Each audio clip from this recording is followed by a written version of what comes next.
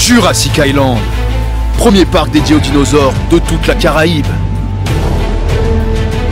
Parcourez le parc à la rencontre de dinosaures animés à taille réelle. Au programme, plongez dans l'ère du Jurassique en réalité virtuelle avec la toute nouvelle attraction Jurassic VR. Infos et adresse sur le site www.jurassic-island.com. Venez vous fondre le temps d'un instant dans un autre monde.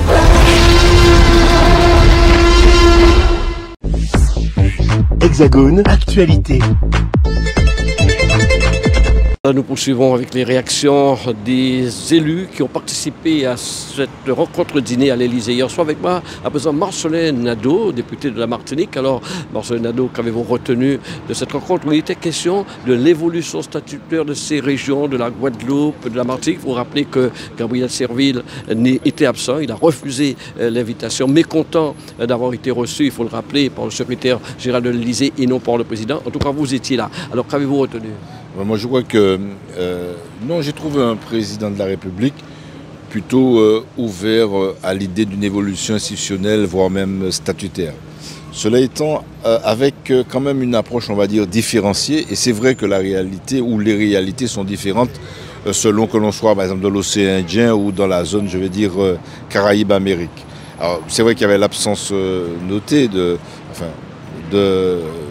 qui n'a échappé à personne, de Gabriel Serville, mais il y avait aussi l'absence, par exemple, de Guet Bello, je veux dire, voilà. Mais il m'a semblé quand même qu'au niveau de l'océan Indien, il n'y avait pas une vraie volonté d'une évolution institutionnelle, contrairement à la zone Amérique, que ce soit pour la Guadeloupe, la Martinique ou la Guyane.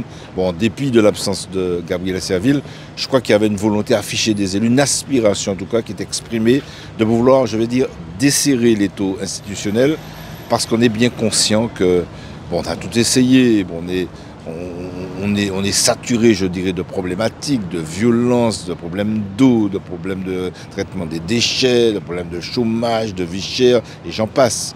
Donc je pense qu'on a bien compris qu'il faut faire quelque chose et que, quoi qu'on dise, bon, le système tel qu'il était, départemental, classique, décentralisé, voire même décentralisé, a vécu. Et qu'il fallait peut-être explorer d'autres voies.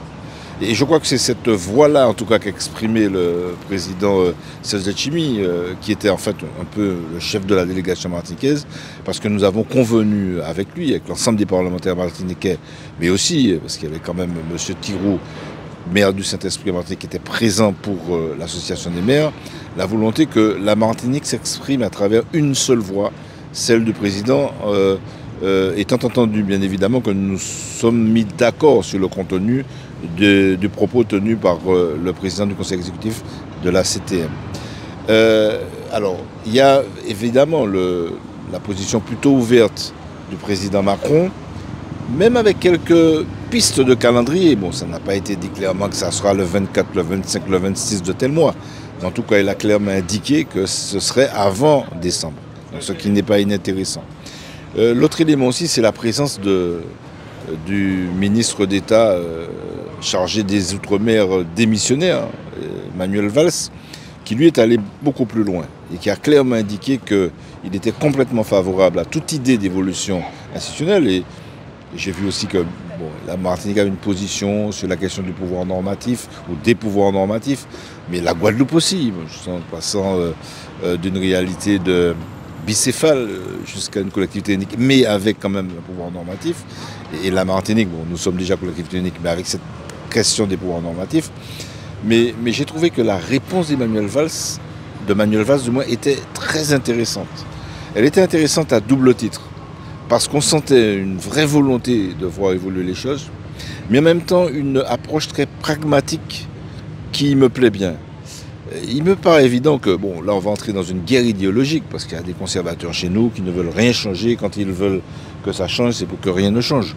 Mais nous, il s'agit pour nous de changer. Et nous sommes conscients, parce que tout le monde est d'accord pour dire que l'étape obligée, ça va être quand même la consultation, bon, on dit des populations, mais de nos peuples respectifs. Et ça, c'est le combat de l'opinion me paraît essentiel. Et pour le gagner, il me semble important de faire œuvre de pédagogie. Et faire de la pédagogie, comme tout le monde se dit, oui, mais on a des problèmes, il faut les régler.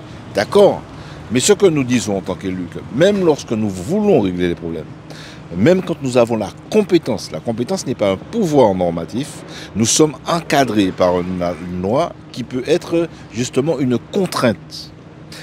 L'idée, c'est que sur chaque problématique que nous allons avancer, je prends un exemple très simple, la question de l'emploi, c'est aussi la question de priorité, que ce soit des Martiniquais, des Guadeloupéens, à l'emploi dans leur pays. Mais on ne peut pas faire ça dans le cadre législatif français. Un changement de statut permettrait de faire tout ça. Oui, c'est-à-dire si nous avons, comme à l'instar de la Polynésie, un pouvoir de réguler, de réglementer les mutations en donnant la priorité à nos frères et sœurs de la diaspora qui vivent ailleurs, bon, ben oui, notamment sur la fonction publique qui vivent en France, moi je pense que ça peut être un élément intéressant. Prenons la question du foncier. Aujourd'hui, nous sommes des pays très grands de cœur, comme le disait une Guadeloupéenne, n'est-ce pas? Mais en même temps, ben oui, il faut être réaliste. Hein. Nous sommes des pays aux dimensions plutôt modestes. Donc le foncier, plus qu'ailleurs, déjà que c'est une question essentielle dans d'autres pays, mais chez nous c'est une question fondamentale. Si nous n'avions aucun levier pour réguler le foncier, pour que ce foncier reste à nos peuples respectifs, eh bien nous risquons de prendre faire. Quand on voit sa terre disparaître, sa terre s'évanouir, eh bien c'est une possibilité pour que le peuple lui-même, en quelque sorte, s'évanouisse. Donc je pense que ça, c'est une question fondamentale. Donc je demande aux Martiniquais, mais je pourrais poser la question aux Guadeloupéens également, aux Guyanais, mais est-on d'accord pour refuser de nous donner les moyens de pouvoir freiner ces évolutions qui sont mortifères pour nos peuples respectifs? C'est la question que je leur pose et c'est à cette question-là que nos peuples respectifs devront répondre pour se positionner par rapport à la question de l'évolution institutionnelle, voire statutaire. Serge Letchimy soulignait à mon micro combien il était important qu'il y ait un consensus au niveau des élus. Vous avez l'impression qu'on va justement vers ce consensus qui pourrait déboucher sur quelque chose de positif pour faire évoluer les choses? Alors moi je pense que nous avons gagné en crédibilité hier soir. Pourquoi ? Parce que d'habitude on sentait les dissensions, les différences, les divergences qui s'exprimaient, cette volonté d'être plus ou moins l'interlocuteur de tel gouvernement. Et ça nous a toujours tués, nous. Pas seulement Martinique, mais je peux parler aussi pour la Guadeloupe. Et ce que nous avons démontré hier, à travers la voix de Serge Letchimy, nous sommes accordés pour que nous ayons un seul porte-parole, le président du conseil exécutif de la collectivité territoriale de Martinique, la CTM, qui parlait au nom de, non seulement de la collectivité, mais également des parlementaires, et voire même l'association des maires, parce qu'ils étaient présents. Et je crois que ça, c'était fort. Et je crois que Serge Letchimy a fait un discours qui était, bon, il a l'habitude, assez brillant et assez convaincant, à mon avis. Et ça, c'était pour nous un élément important. Ce qu'il faudra maintenant, et c'est très bien que nous ayons fait cette démarche qui a montré une volonté commune des élus martiniquais, ce qu'il faudrait maintenant, c'est que ce consensus, cette unanimité, mais qui n'est pas de l'unanimisme, il faut faire attention. Nous sommes réalistes, et nous avons un paysage politique, c'est la démocratie, pluriel, avec des expressions diverses. Mais ce à quoi il faut travailler aujourd'hui, c'est essayer de trouver les plus petits dénominateurs communs ou le plus petit dénominateur commun en mesure de nous permettre de parler d'une seule voix. Parce qu'il est évident que de toute façon, on a en face de nous une machine. Hein. À chaque fois, on l'a vu, tous les échecs de nos peuples respectifs, je parle pour la Martinique notamment, sont dus au fait que des fois, le pouvoir en France a toujours trouvé les contradictions, les failles chez nous.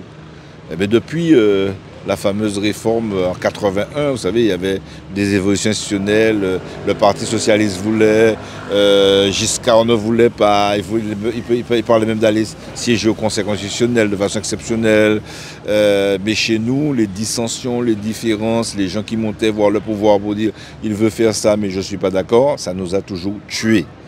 Aujourd'hui, justement, il faut casser ça, il faut sortir de ça. Il faut se dire les choses en face. Entre Martiniquais, moi je suis capable, et le président Letchimy le sait, quand je suis d'accord avec lui, je le dis, mais quand je ne suis pas d'accord, je le dis également. Donc disons-nous en face les choses, disons très clairement ce sur quoi nous sommes d'accord, et si nous sommes d'accord, en nous aller. Voilà. Et comme ça, ça va lever toute ambiguïté, et ça nous donnera d'autant la capacité, si nous savons faire cela, eh bien, de convaincre le peuple martiniquais du désir de s'émanciper. Si nous ne faisons pas ça, eh bien on ira vers les errements que nous avons connus dans le passé. Une question de décalage avec ce qui s'est passé hier soir. Vous avez parlé de Manuel Valls en bien. Si M. le Cornu pouvait nous entendre, ce serait de garder Manuel Valls au ministère des Outre-mer. Moi, vous savez, je pense que moi, vous connaissez ma position, je suis un souverainiste. Mais je suis aussi un dialecticien, parce que c'est ma formation marxiste qui me l'autorise. Je crois qu'il faut savoir voir les choses dans la réalité. Aujourd'hui, Manuel Valls, parmi tous les ministres qui sont passés, c'est celui qui a mouillé sa chemise pour être à l'écoute des forces politiques en mesure justement de poser quelques pistes, des jalons pour transformer nos réalités, qu'elles soient économiques, sociales, politiques, culturelles. Donc dans le contexte institutionnel actuel, dans la configuration actuelle en termes de gouvernance, je crois que nous pouvons faire confiance à Manuel Valls. C'est pour ça que je serais vraiment, je suis désireux que son mandat, enfin si tant est qu'on puisse parler de mandat de ministre, soit renouvelé.